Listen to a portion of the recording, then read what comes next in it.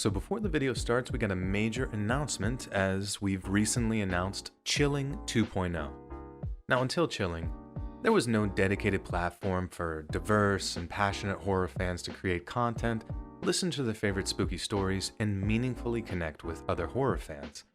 Chilling's platform is growing, and you're invited to grow with us by becoming an owner investor. Chilling was bootstrapped to where we are today, reinvesting everything back into the platform. And that means the community you've come to know and be terrified by was grown organically and became profitable with no outside investments. But as with all successful ventures, the time has come for us to supercharge our growth. And this means opening our investing floor to new investors, as Chilling is launching an equity crowdfunding campaign on the website Republic, where investors just like yourself can purchase shares of Chilling and be part of the story. And as we continue to grow, so does your investment and your potential returns. So if you're interested, or you're just excited to know what else is coming down the road with Chilling, which believe me, it's going to be a lot and we'll announce more soon, you can check out the link below and join us Tuesday, August 30th at 3 p.m. or 9 p.m. Eastern Time, or Wednesday, August 31st at 9 a.m. Eastern Time to learn more. All in the links down below. Guys, once again, thank you for everything.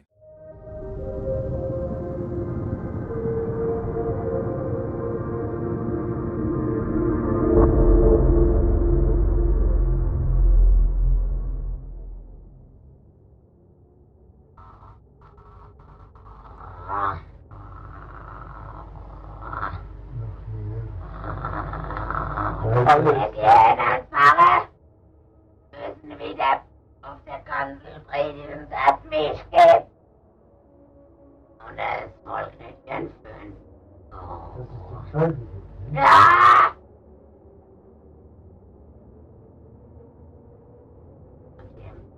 Das muss im Volk bewusst gemacht werden. It might be hard to believe, but the voice you just heard belonged to a girl in her early 20s by the name of Annalisa Michel. Annalisa was born in a Bavarian Roman Catholic family on September 21st of 1952. Her parents were devoutly religious and forced Annalisa and her three sisters to attend Mass twice a week. Faith was a bedrock of the Michels family structure, but as Annalisa turned 16, that faith would be seriously tested. In the early 70s, Annalisa began to suffer from severe convulsions after being diagnosed with temporal lobe epilepsy. The diagnosis caused a palpable social withdrawal, and despite the comfort that her faith gave her, Annalisa began to spiral into a deep and crippling depression. She was admitted to a psychiatric hospital where she was prescribed a variety of anti-convulsion drugs. Sadly, none of them worked. But not only did they fail to alleviate her symptoms, the drugs seemed to make Annalisa worse. After she suffered her third serious seizure, the hallucinations started and Annalisa claimed to see what she described as devil faces. Doctors then ramped up the volume of her medication, but still nothing seemed to help, and as time went on, Annalisa began to suffer vivid hallucinations while praying, telling psychologists that she was hearing voices telling her that she was damned and would rot in hell. As long-term treatment failed her, Annalisa began to exhibit behavior that was extremely out of character for her. Despite having once gained a great deal of strength and comfort from her Christian faith, she became increasingly adverse to all things godly, avoiding Christian places of worship and becoming visibly angry at the sight of crucifixes. It was around this time that a family friend had the idea of taking Annalisa on a trip to San Damiano in Italy. San Damiano is a 12th century church in Perugia, one which many Christians claim was renovated by St. Francis after Christ himself ordered him to do so. As a result, Christians from around the world make pilgrimages to the church, and it's claimed that drinking the water of a holy spring there has the power of miraculously healing people. Yet during Annalisa's visit, she not only refused to walk past the holy crucifix which had emanated the voice of Christ to St. Francis, but she flat out refused to drink any water from the holy spring. A priest by the name of Father Ernst Alt later said that upon approaching a holy shrine, Annalisa claimed that the soul beneath her feet began burning like fire. She began hallucinating that those in prayer were demonically gnashing their teeth and was seemingly unable to glance at any pictures of Christian saints. When asked why she was unable to look at them, Annalisa claimed that they sparked with such great intensity that it made her eyes hurt to look at them. Upon returning to Germany, the family friend who had accompanied her to Italy passed on some terrible news to Annalisa's parents, Joseph and Anna. After consulting with a priest at San Damiano, the family friend had come to the conclusion that Annalisa might well be suffering from some kind of demonic possession. Her parents must have been at their wits' end, and the failure of conventional medicine to deal with their daughter's psychological problems convinced them that she was indeed possessed. Shortly afterwards, Annalisa's parents reached out to several priests to request an exorcism, yet each declined and advised them to persist with conventional medical treatment. Besides, it wasn't like they could just show up at the family home and perform an exorcism on a whim, as a bishop would only grant permission for one if a strict set of criteria were met. As Annalisa's mental condition worsened, she began to suffer physically too. She self-harmed, drank her own urine, consumed live insects, and became increasingly aggressive towards her family members. Once again, her doctor's only solution was to increase the amount of medication she was taking, but just like the first time they tried this, it only seemed to worsen Annalisa's condition. According to her parents, Annalisa began growling, seeing demons, and throwing things around her bedroom. When Father Ernst Alt paid the Mikalsen a visit, he reported back that Annalisa didn't look like an epileptic and had not once witnessed her suffering from a seizure. Following the visit, he too began to believe that Annalisa was suffering from demonic possession and subsequently begged a local bishop to grant his permission for an exorcism to be performed. Finally, in September of 1975, Bishop Joseph Stangl instructed a priest named Father Arnold Renz to travel to Michel's family home in order to perform an exorcism. Yet Stangl was well aware that such an order would generate a great deal of controversy, both within the church as well as in wider society. The first exorcism was performed on September 24th of 1975, and during her more lucid moments, Annalisa would talk of dying to atone for the wayward youth of the day and the apostate priests of the modern church. As these moments of lucidity increased in frequency, Annalisa's parents became convinced that the exorcisms were having a positive effect, and it wasn't long before they stopped giving their daughter any kind of conventional medicine and began relying solely on the efforts of the priests. Between September of 1975 and July of 1976, almost 70 different exorcism sessions were performed on Annalisa, each lasting up to 4 hours, and as much as they seemed to be gradually helping her condition, they never seemed to completely cure her. In the end, Annalisa grew wary of her own ongoing suffering and began to refuse food and water. As a result, she became hideously malnourished, and less than a week into abstaining from any kind of fluid, Annalisa passed away on July 1st of 1976. At the time of her death, she weighed just 66 pounds, had reportedly contracted pneumonia, and had suffered broken knees as a result of dropping to her knees over and over again over the course of 10 months. Once the authorities learned of Annalisa's death, a full investigation was launched into the causes of her demise, and their conclusion was that it was entirely preventable. Shortly afterwards, the German government charged Ernst Alt, Arnold Renz, and Annalisa's parents with negligent homicide, and, in a grim twist of fate, the Michels were defended by the same defense attorney who represented Nazi war criminals at the Nuremberg trials.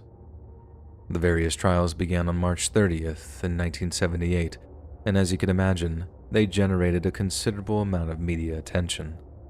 A number of doctors took the stand, with each testifying that Annalisa was not possessed by any kind of demon. All agreed that her belief in her own demonic possession was a psychological byproduct of a strict religious upbringing, and that a vulnerable, suggestible young woman had been talked into the idea by those she saw as authorities on the subject. Unbelievably, in order to assert their claim that Annalisa was possessed, the defense forced the courtroom to listen to tapes recorded at the exorcism sessions, and what you heard at the beginning of this segment is an excerpt from one of those very same tapes. The defense also argued that the exorcism was legal and that the German constitution protected the Mikalsen in the unrestricted exercise of their religious beliefs. Then, when the priests took the stand, they each claimed that the demons possessing Annalisa had clearly identified themselves. They asserted that she was possessed by Lucifer himself, along with Cain, Judas Iscariot, Belial, Legion, and even the demonic spirit of Adolf Hitler. They also argued that the exorcism had been successful, and seemed to suggest that Annalisa's liberation from the demons was what actually killed her, essentially arguing that by the end of the ordeal, Annalisa was simply a corpse being animated by malevolent spirits. One might expect all parties to receive hefty jail sentences, yet the state's prosecutor recommended that none be sent to prison. The only punishment handed out was a fine given to each of the exorcists, while Annalisa's parents avoided prison because, in the eyes of the prosecution, they had suffered enough. These days, Annalisa's grave has become a pilgrimage site for Central European Christians who firmly believe that she was genuinely possessed by demons. These people also believe that the 2013 fire that burned the Mikalsen home to the ground was a direct result of demonic forces reaching out to torment the family one final time. Yet while some believe that Annalisa's demonic possession was 100% genuine, others see things slightly different. Maybe Annalisa truly was being tormented by demons, but they were demons who facilitated her death while claiming to have the best possible intentions, instead of getting her the psychiatric treatment she so desperately needed.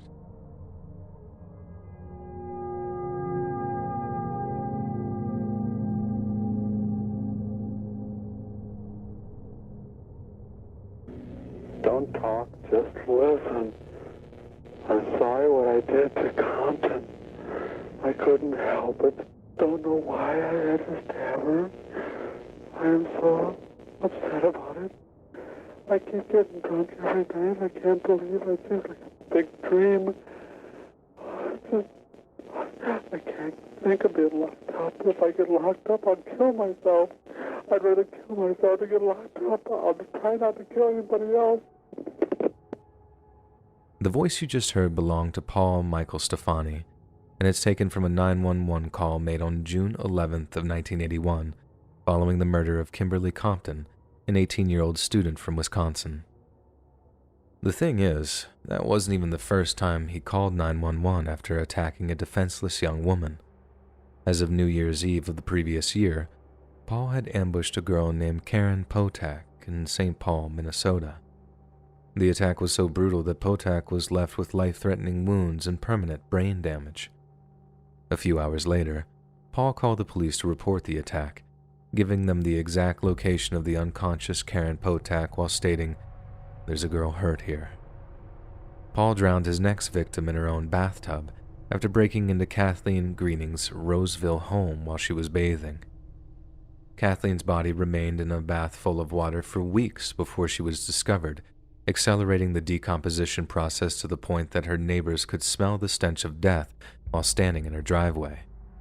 Paul's fourth and final victim was a 40-year-old nurse from Minneapolis by the name of Barbara Simmons. The pair met while drinking in a place called Hexagon Bar, and after an evening of drinking and sharing cigarettes, Paul asked Barbara if she wanted a ride home. Barbara reportedly had told a waitress, "He's cute. I hope he's nice." But Paul was not nice. And early the next morning, he murdered her as she slept, stabbing her over 40 times during a sustained and brutal attack. Following Barbara's murder, Paul once again called 911, telling the operator, "I'm sorry I killed that girl. I stabbed her 40 times. Kimberly Compton was the first one over in St. Paul." By this stage, Paul had become known to law enforcement as the weepy-voiced killer, as he seemed to break down in tears during each of his 911 calls. Paul might have been a bloodthirsty psychopath, but his tone of voice definitely suggests a degree of genuine remorse over the crimes he committed. But if he was indeed as regretful as he claimed, This only makes the violence he committed all the more terrifying. He didn't want to hurt people, yet some dark force inside of him compelled him to keep attacking young women. Paul wanted to stop. He just couldn't. Paul's killing spree only ended in August of 1982, following the attempted murder of a 19-year-old escort named Denise Williams. Paul had originally picked her up in central Minneapolis, and after a shady rendezvous in a cheap motel, he promised to drive her back to the spot they'd first met. Yet when he began driving her through a dark suburban area that she didn't recognize, Denise started to sense that something was horribly wrong. Her suspicions were confirmed when Paul turned down a dead-end street, but as she attempted to escape from his car, he began plunging the sharp tip of a screwdriver into her back over and over again. She somehow wrestled herself from his grip and frantically began looking for something to defend herself with. By some stroke of pure luck, she was just feet away from an empty glass bottle that was lying on the concrete, and after reaching down to grab it, she swung it around before smashing it into the side of Paul's head. The strike only delayed Paul for a moment or two, and as blood began pouring down his face and neck, his murderous rage only increased in intensity. We can only imagine the kind of terror that Denise felt as Paul kept on coming, and as she continued her attempted escape, she began screaming out for help. Upon hearing Denise's screams, a good Samaritan came running out of his home, rushing towards the scene of the attack until he was face to face with a blood-soaked Paul.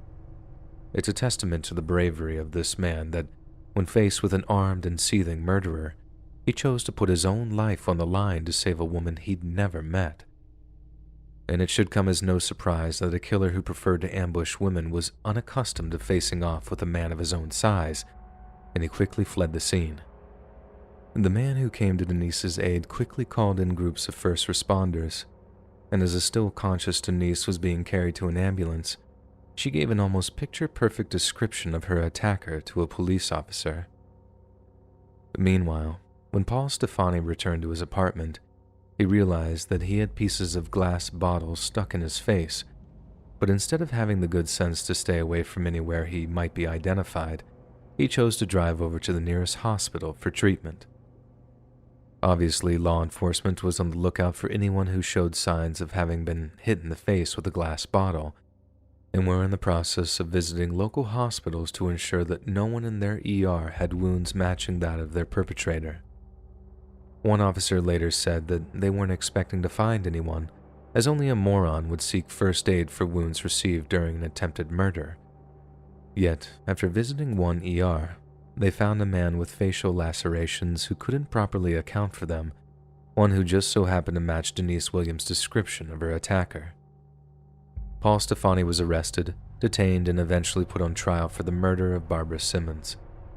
During Paul's trial, witnesses that included his ex-wife, sister, and a former roommate were each played the 911 calls placed by the man nicknamed the Weepy Voice Killer. Each agreed that it sounded exactly like Paul Stefani. Paul was eventually convicted of murdering Barbara Simmons, as well as the attempted murder of Denise Williams, and was sentenced to 40 years in prison. The only disappointment for law enforcement is that they didn't have enough evidence to tie him to the murders of Compton and Greening, as well as the attack on Karen Potak. However, a full jailhouse confession was prompted by Paul's 1997 cancer diagnosis, as it seems he wanted to square things away with God before he passed on. He confessed to all 6 violent incidents while in the company of a priest, and died less than a year later. In the aftermath of Paul's killing spree, one crucial question remains pertinent. Did he actually cry during the several unsettling 911 calls he made? Did he actually feel regret over the lives he'd extinguished? Or were his weepy voice 911 calls just his own special way of gloating over the fact that he'd just taken the life of an innocent young woman?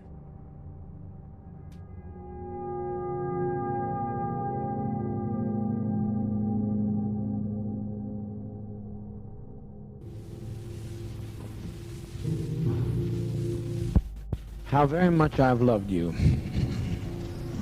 How very much I've tried my best to give you the good life.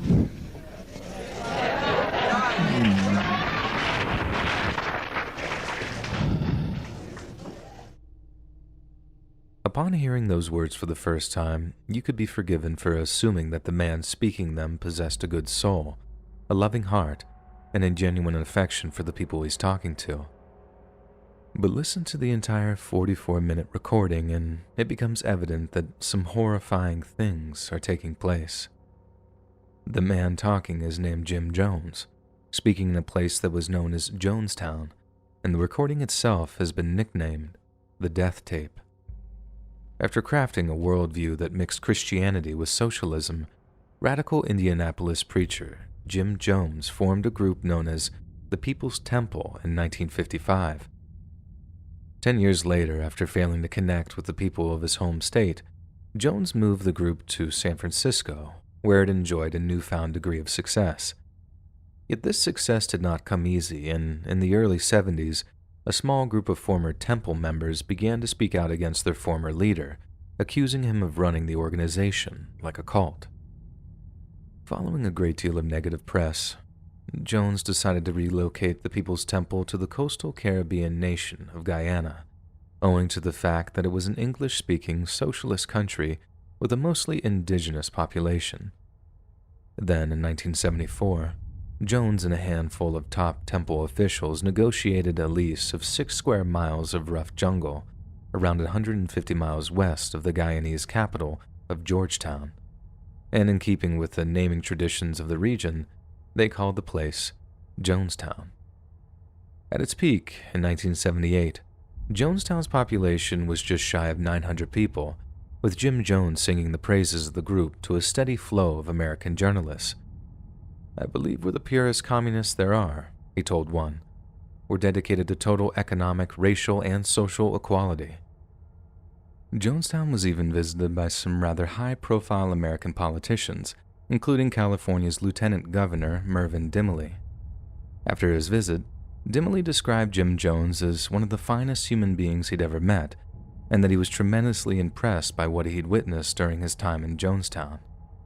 But what Mervyn Dimely wasn't aware of is that once a person became a citizen of Jonestown, they could never leave. Those that sought to return to the United States were subject to various forms of punishment, some of which could easily be described as torture. Adult offenders were sometimes beaten, imprisoned, or hung upside down in a 6x4 by 3 foot plywood box, while children were sometimes forced to spend the night at the bottom of a dry well. Repeat offenders were taken to what was referred to as the Extended Care Unit, one which was patrolled by armed guards and where they were forced to ingest antipsychotic, antidepressant, or opiate-based drugs such as Thorazine, Demerol, and Valium. It's also easy to understand why some citizens of Jonestown became horribly disillusioned. Rank-and-file members lived in small communal houses, some of which were little more than survival shelters, and ate mostly rice, beans, and occasionally eggs.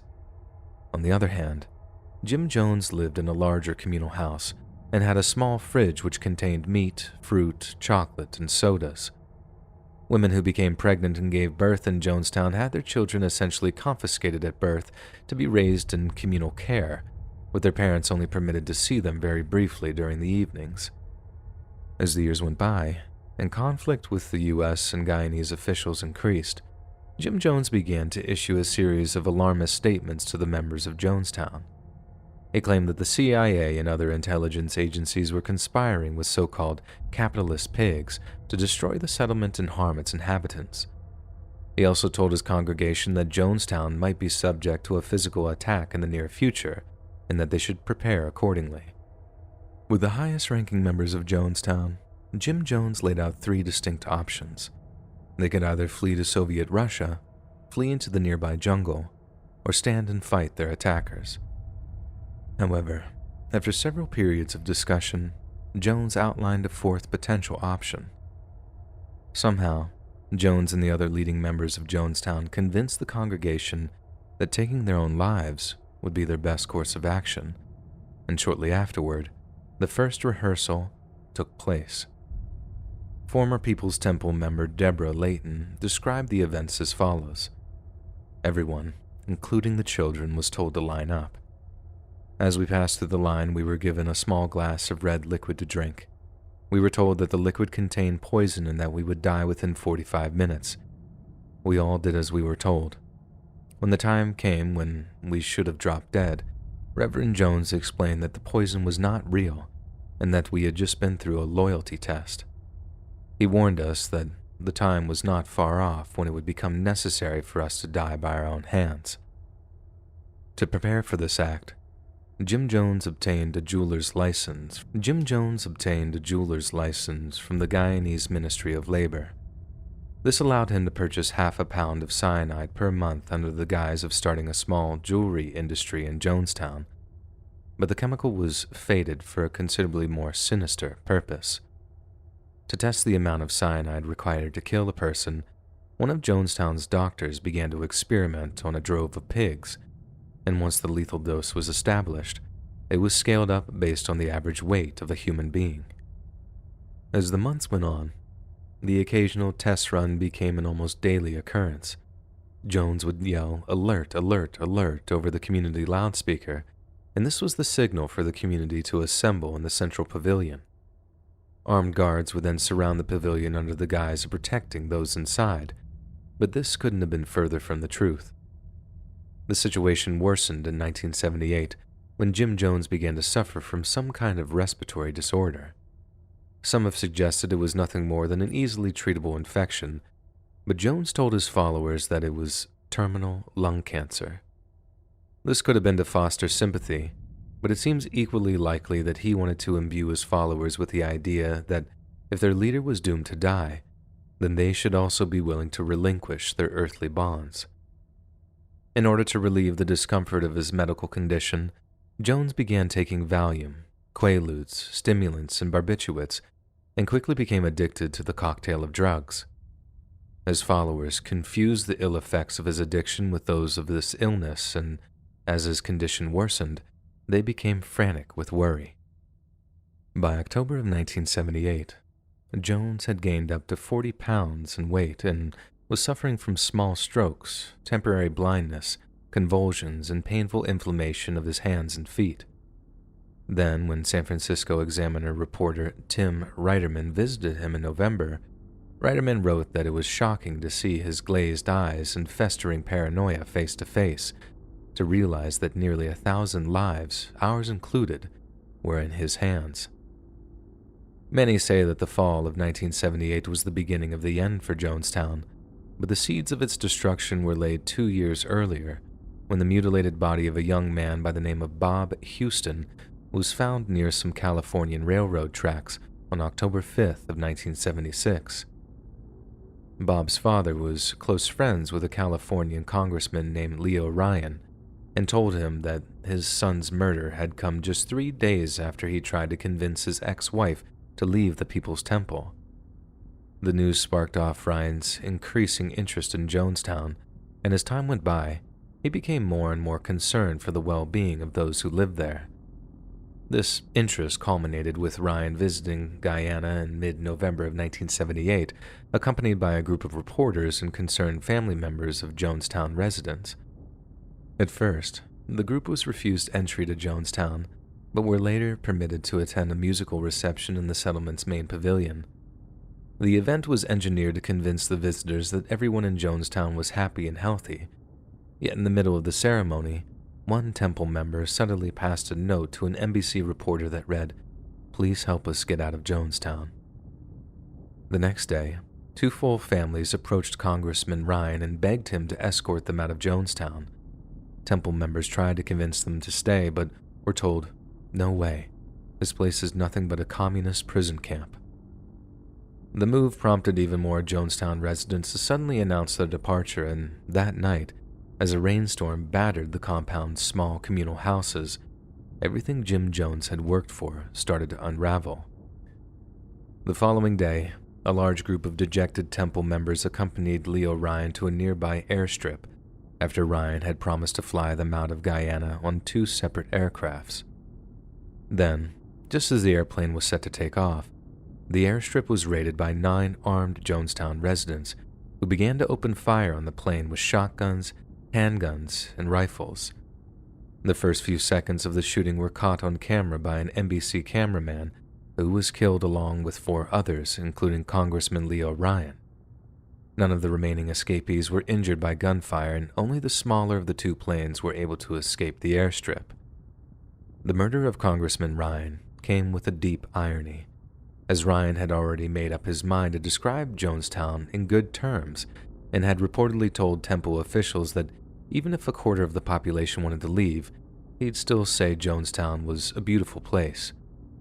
But in the eyes of Jim Jones, the fact his social engineering project had come to the attention of a high-profile American politician meant that failed, and that all was lost. Jones then summoned his closest aides and told them to fill a large metal tub with grape flavor aid, poison with diphenhydramine, promethazine, chlorpromazine, chloroquine, chlorohydrate, Valium, and cyanide.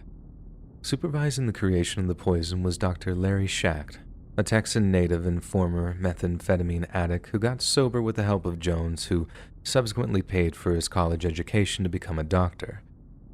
On the orders of Jones himself, Dr. Schacht had spent the previous few months researching the best ways for a person to die in advance of the foreseen events, and when the deadly concoction was finally ready, Jones called all Jonestown residents into the main pavilion. When all were assembled, one of Jones's aides began recording the infamous death tape, with one of his opening lines being, "We've been so betrayed. We've been so terribly betrayed." After a long and rambling introduction, Jones broke the news of the airstrip shooting. His version wasn't accurate to what had actually occurred, but the message was clear. "One of those people in that plane is going to shoot the pilot," he said. "I didn't plan it, but I know it's going to happen. They're going to shoot that pilot, and down comes the plane into the jungle, and we had better not have any of our children left when it's over because they'll parachute in here on us." Then, after ruling out an escape to the Soviet Union, Jones urges his followers to take their own lives rather than be apprehended or killed by those he once referred to as capitalists and fascists. "If we can't live in peace, then let's die in peace," he said. "We're not taking our own lives. It's a revolutionary act. You can go down in history saying you chose your own way to go, and it is your commitment to refuse capitalism and in support of socialism." Yet the order did not come without dissent, with a temple member by the name of Christine Miller.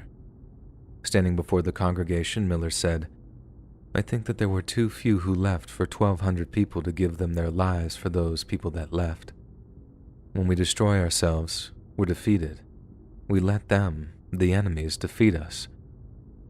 I look about at the babies and I think they deserve to live, you know?" However, Miller was quickly argued down by Jim Mikalsen, a former therapist who had arrived in Jonestown only 2 days earlier. Jim stood up and told the crowd of people that some of the therapy he was involved with back in the U.S. had to do with reincarnation and past life situations, and that everybody was so happy when they made that step to the other side. In the end, Jones managed to crush all dissent by telling the Jonestown residents that the congressman had been murdered, and referred to Jonestown armed guards when he said the Red Brigade showed them justice. In the minds of the temple members, there was no doubt that there would be some kind of swift and final retribution from the American government in response to the murder of Leo Ryan. And so, the event began. In order to administer the cyanide concoction to Jonestown's children, a needleless syringe was used to squirt poison into their mouths. Jones then began approaching people to encourage them to drink the poison, but after many adults saw the poison begin to take effect, they began to hesitate. To combat their mortal fears, Jones compelled them to die with a degree of dignity. Lay down your life with dignity. Don't lay down with tears and agony. According to a survivor, many Jonestown residents believed what was happening was just another rehearsal, but once the first infants began to pass away, it became obvious that it was no mere test run. As the cyanide began to take effect, temple members began to scream and writhe in agony, and their death throes caused yet more residents to resist ingesting the poison. "I don't care how many screams you hear," Jones told them. "I don't care how many anguish cries. Death is 1,000,000 times preferable to 10 more days of this life. If you knew what was ahead of you, If you knew what was ahead of you, you'd be glad to be stepping over tonight. Another survivor described what a morbid masterstroke it was to have parents poison their children first, as once they had passed on, the parents were so guilt-ridden that there seemed to be no other choice but to wait their own turn to die. But just like during the rehearsals, the crowd was surrounded by armed guards, and it seemed to be clear to many that any who resisted would be shot. When all was said and done, Jim Jones was found lying next to his chair in the pavilion with a single self-inflicted gunshot wound to the head. At the time, the Jonestown event marked the greatest single loss of American life outside of wartime and was only overshadowed by the 2001 attack on New York City's Twin Towers. Yet even after all these years later, the lessons of the Jonestown incident are just as relevant. Jonestown is a warning of the dangers of unquestioning groupthink and hero worship, and show us how the road to hell can be paved with the very best of intentions.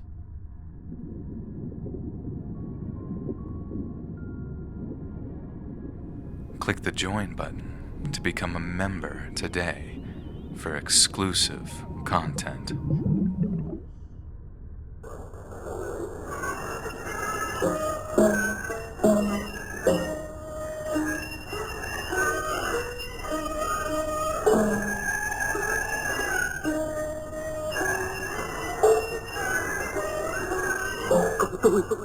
Vợ tôi đang gì?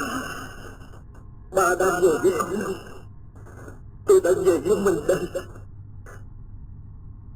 In February of 1970, as darkness fell over the jungles of South Vietnam, a terrifying sound began to float through the trees around U.S. Army Fire Base Chamberlain. Ghostly wails, grief-stricken sobs, and spectral shrieks all echoed through the darkness, ethereal sounds that somehow seemed to be coming from everywhere and nowhere all at once. Yet among the hair-raising cacophony of noise were a few clear phrases in the Vietnamese language. "My friends, I have come back to let you know that I am dead. I am dead," one was heard to cry out, while another wept, "It's hell. I'm in hell. Don't end up like me. Go home, friends, before it's too late." The eerie warnings were followed by a chorus of other unsettling sounds, banging gongs, Buddhist funeral dirges, sobbing women, and a child's voice calling for her father. To the Viet Cong insurgents hiding in darkness outside the wire, these noises weren't just a creepy irritation.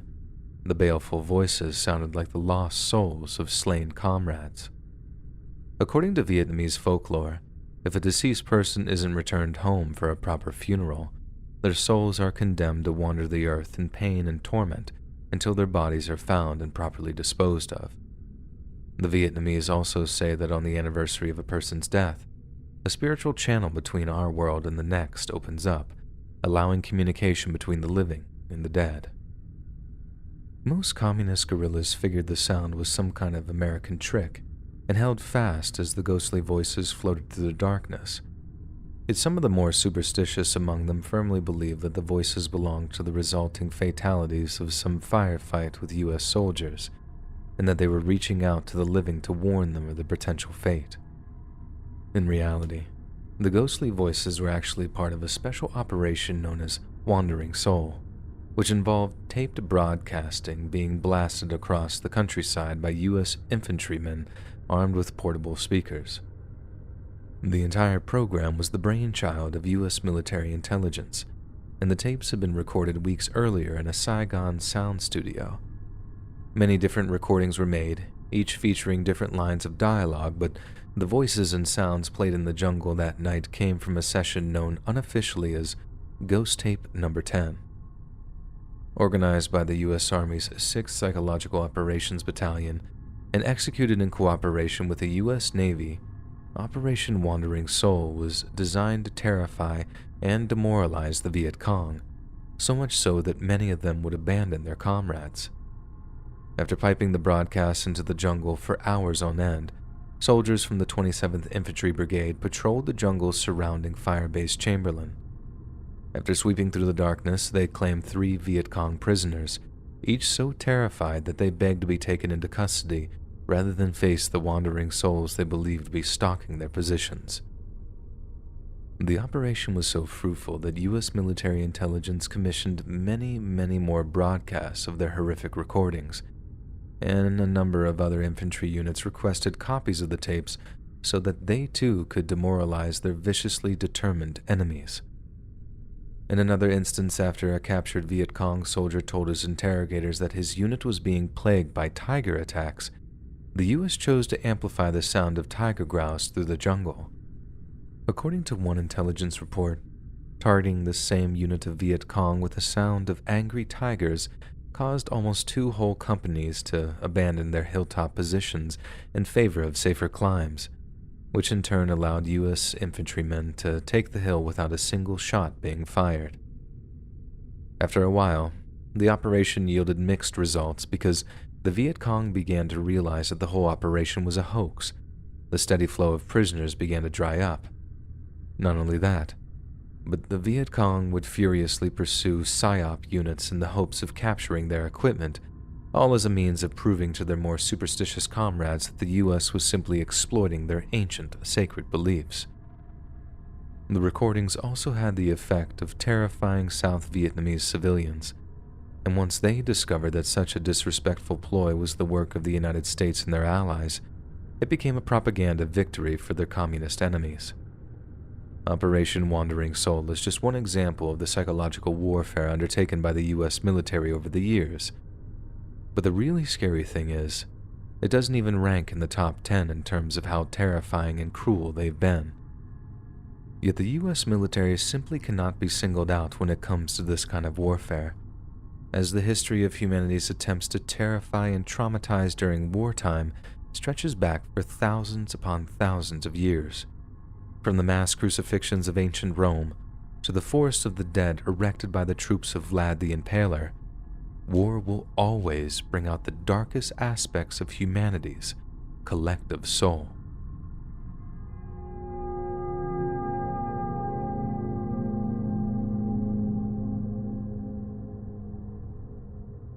Imagine coming home late one night, checking your answering machine, and hearing this.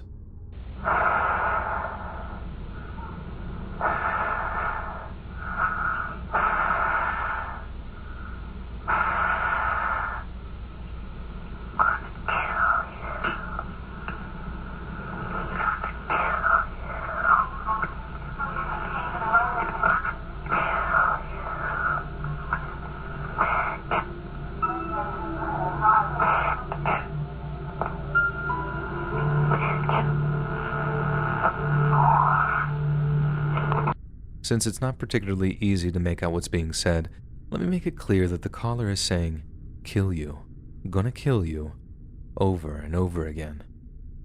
The message was received by a woman in California's Bay Area on January 2nd of 1978, and law enforcement believed it was connected to 4 phone calls that had been placed over the previous year by a man calling himself the East Side Rapist. Police suspected him of having committed around 5 or 6 brutal assaults, but in reality, it was more like 30, and the last of the calls made in 1977 was actually to one of his previous victims.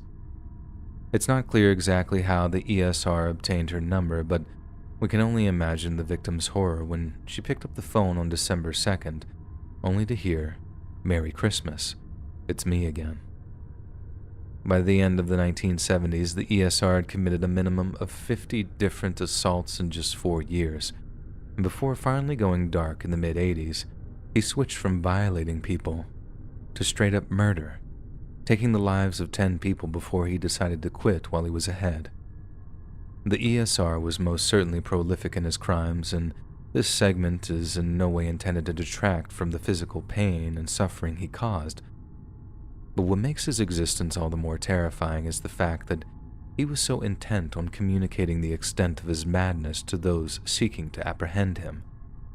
For example, in December of 1977, the ESR mailed a handwritten poem to the Sacramento Bee, one entitled "Excitement's Crave," which featured the lines, "Others now feel temptation's call. Sacramento should make an offer to make a movie of my life that will pay for my planned exile. Just now I'd like to add the wife of a mafia lord to my file. Your ESR and deserving pest. See you in the press or on TV. Around the same time, a few sheets of paper were discovered at the scene of the ESR's 42nd attack. The first sheet appeared to be a homework essay on General George Armstrong Custer, and the relevance of the essay wasn't clear until police pored over the second piece of paper, a journal-style entry describing a teacher who made students write lines. Some of the entry reads as follows. Mad is the word that reminded me of 6th grade. I hated that year. My madness was one that was caused by disappointments that hurt me very much. My 6th grade teacher gave me a lot of disappointments which made me very mad and made me build a state of hatred in my heart. I never hated anyone as much as I did him. What really bugged me was writing punishment lines. Hours and hours I'd sit and write hundreds of sentences day and night. I write those painful paragraphs which embarrassed me, and more important, it made me ashamed of myself. It just wasn't fair to make me sit and write until my bones ached, until I felt horrid pain. I got madder and madder until I cried.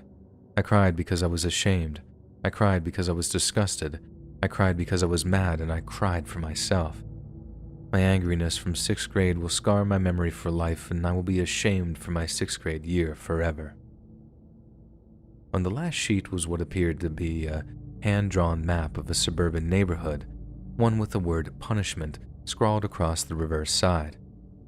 Investigators were unable to identify the exact area depicted in the map, but whoever had drawn it clearly possessed knowledge of architectural layout and landscape design. Some suggested it was a fictional representation of the ESR's ideal hunting ground, but to others, that wasn't the detail that truly mattered.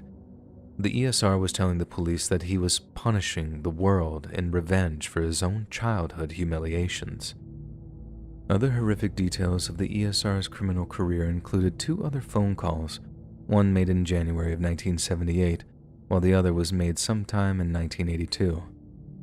The January of 78 call was placed to a contact counseling service, with the ESR saying, "I have a problem.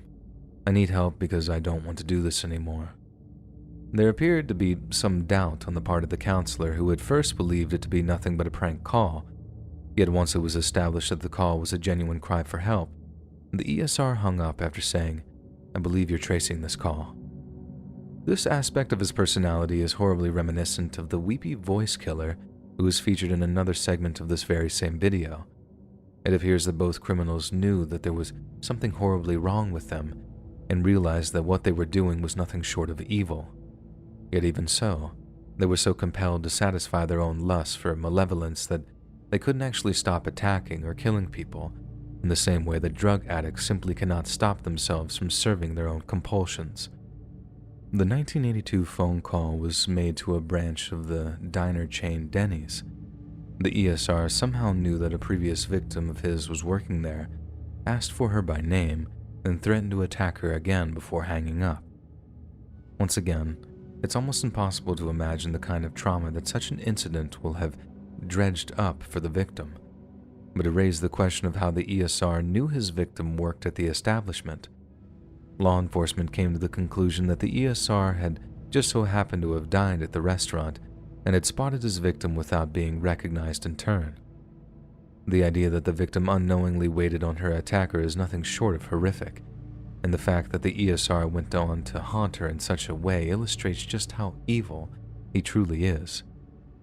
As dark as the ESR story is, we can all rejoice in the fact that he was eventually brought to justice, and the way in which that took place is objectively fascinating.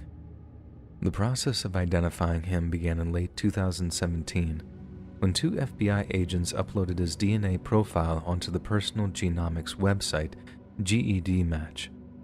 The site then identified 10 to 20 people who had the same great-great-great-grandparents as the ESR, and a team of investigators used this list to construct a large family tree. From this tree, they established 2 prime suspects. One was ruled out by testing a relative's DNA, leaving only one other suspect, former police officer Joseph James D'Angelo. On April 18th of 2018, a DNA sample was collected from the door handle of D'Angelo's car, while another was taken from a tissue found in D'Angelo's curbside garbage can. Both were matched to samples associated with the Golden State Killer crimes. Following his arrest, D'Angelo cryptically referred to an inner personality named Jerry, who had forced him to commit his obscene acts of violence. Almost 2 years later, D'Angelo offered to plead guilty if the death penalty were taken off the table. Only when he was assured that he wouldn't be executed did he plead guilty to 13 counts of first-degree murder. And in August of 2020, D'Angelo received multiple consecutive life sentences without the possibility of parole. I didn't have the strength to push Jerry out. He made me. He went with me. It was like in my head, he's a part of me, D'Angelo told his interrogators. I didn't want to do those things. I pushed Jerry out and had a happy life. I did all those things. I destroyed all their lives. So now I've got to pay the price.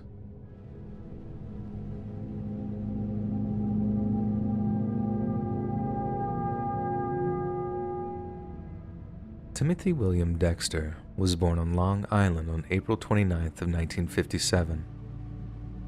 Timothy was one of 5 children, and from a very early age, he was fascinated with the natural world, and particularly the animal kingdom. After a brief stint in college, Timothy pursued a career in acting, but after losing out on the role of Woody Boyd to Woody Harrelson in the sitcom Cheers, his father said Timothy spiraled down and became dangerously addicted to alcohol and heroin. Timothy's struggle with addiction was something of a roller coaster, but the one thing that remained a constant for him was the love of his family and his interest in animals. So as part of his journey into sobriety, he changed his name from Timothy Dexter to Timothy Treadwell before departing for the Alaskan wilderness. It was there that he engrossed himself in documenting his life living among the state's bear population, and his exploits earned him a new name, one that many of us will be familiar with: the Grizzly Man.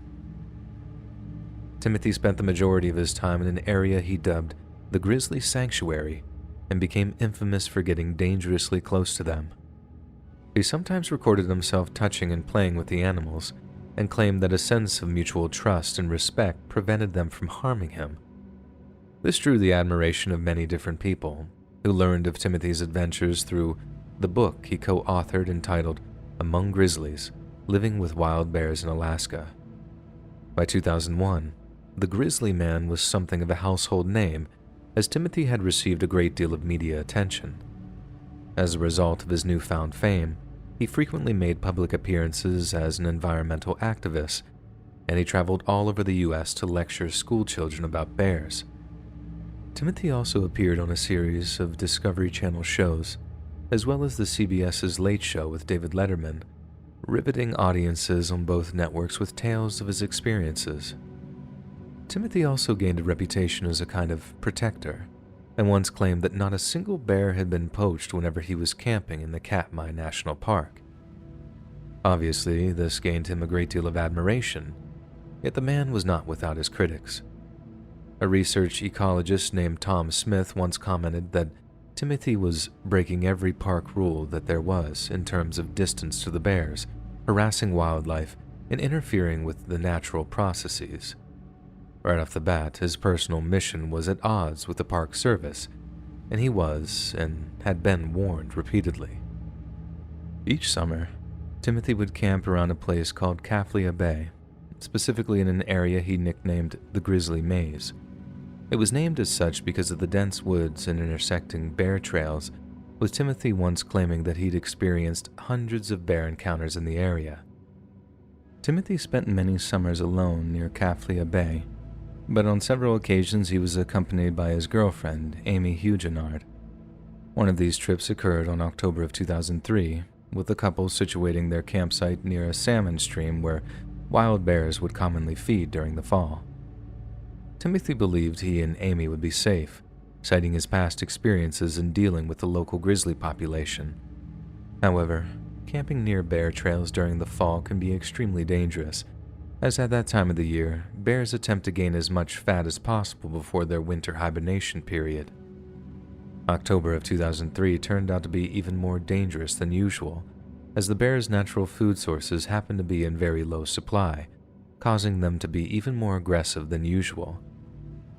During this particular trip, Timothy recorded footage of a bear repeatedly diving into the river in order to retrieve a piece of dead salmon. This is arguably extremely out of character for grizzly bears, who tend to prefer live fish and will eschew scavenger behavior in favor of consuming fresh, nutritious sources of food. At one point in the footage, Timothy can be heard saying that he didn't feel comfortable around that particular bear due to its volatile and overly aggressive demeanor. 2 days later, an air taxi pilot working out of Kodiak landed his seaplane near the shores of the upper Kaflia Lake, at a spot only a few hundred meters from Timothy and Amy's campsite. He waded ashore, located their tents, but found them completely abandoned. After a brief search of the area, the pilot spotted a roaming grizzly, and after rushing back to his seaplane, contacted a group of nearby park rangers to report that Timothy and Amy were missing. A few hours later, when the team of park rangers arrived at the site, a truly stomach-churning sight greeted them.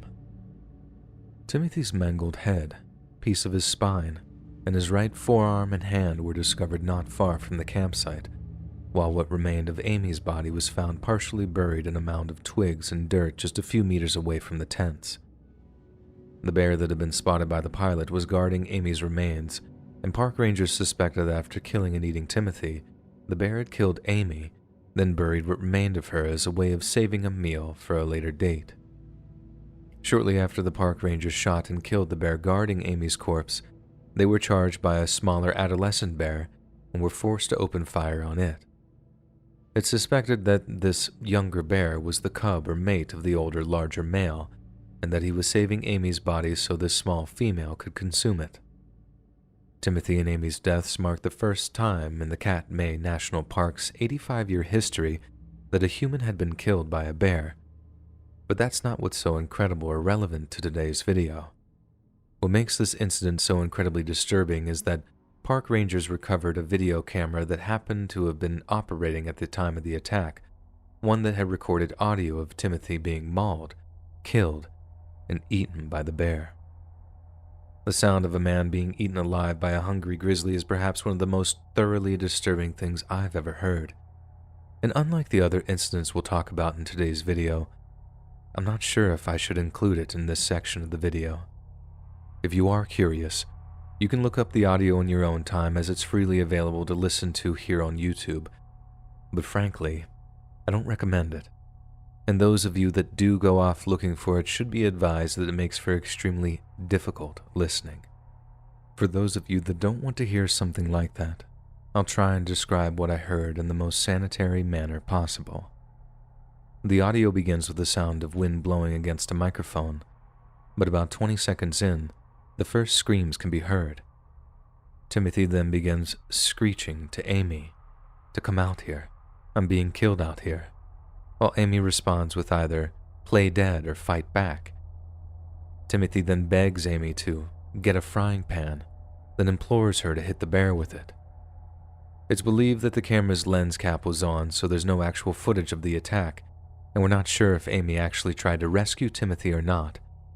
But then, after a few more particularly intense screams, Timothy falls silent and the audio ends. Some have called Timothy Treadwell a madman for spending his life in such close proximity with vicious predators, while others have called him a hero. The grizzly man might well be remembered for generations to come, but one thing is certain.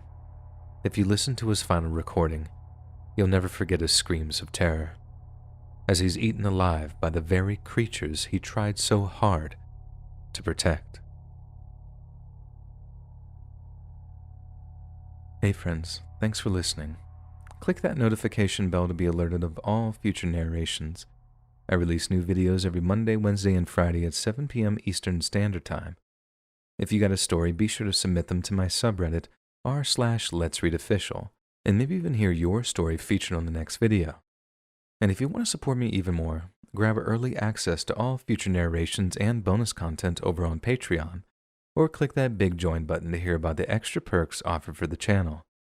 And check out the Let's Read podcast, where you can hear all of these stories in big compilations and save huge on data, located anywhere you listen to podcasts. Links in the description below. Thanks so much, friends. And remember, centipedes love belly rubs.